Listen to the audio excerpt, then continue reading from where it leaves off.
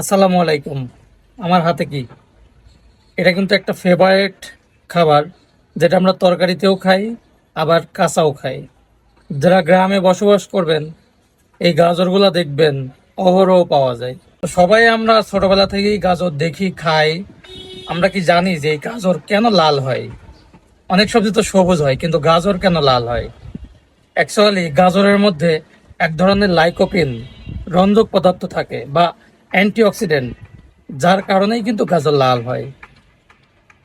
So আপনারা যারা জানতেন না তারা কিন্তু আজকে জেনে গেলেন এই গাজরে কেন লাল হয়। খেতেও কিন্তু হুম, বেশ সুস্বাদু। আমি এই যে দুইটা কিনছি, একটা কিন্তু অনেকটা খেয়ে ফেলছি, একদম পরিষ্কার। আপনারা যারা বিভিন্ন রোগে ভুগছেন তারা কিন্তু প্রচুর পরিমাণে ফলমূল খাবেন, সবজি খাবেন, এতে করে কিন্তু স্বাস্থ্য ভালো থাকবে। বিশেষ করে আমার কথা না, ডাক্তারের কথা, মৌসুমী ফল খেতে হবে, মৌসুমী সবজি খেতে হবে।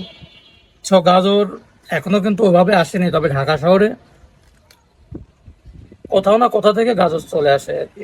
গাজরের রং গাজরের রং কেন লাল হয় এটা তো জানলেন, কিন্তু গাজরের উপকারিতা কি সেটা কি জানেন? গাজর খেলে চোখের স্বাস্থ্যের উন্নতি হয়, গাজর খেলে ত্বক সুন্দর হয়। এছাড়া কিন্তু আরেকটি বিষয় আছে যেটা সব থেকে বেশি উপকারিতা, সেটা হচ্ছে ক্যান্সারের প্রতিরোধক হিসাবে গাজর কিন্তু কাজ করে।